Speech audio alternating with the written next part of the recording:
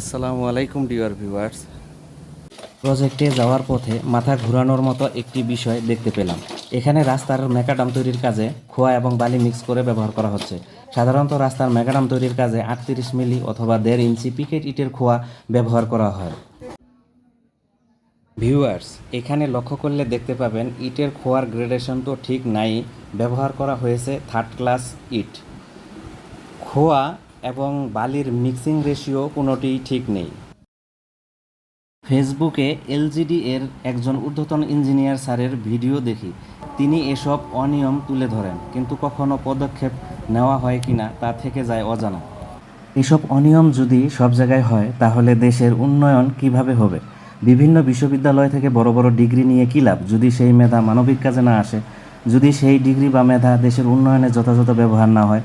মেধার যোগ্য ব্যবহার নাই বলেই আজ নন টেকনিক্যাল লোকেরা আসে ইঞ্জিনিয়ারিং শেখাতে। Thank you for watching my video.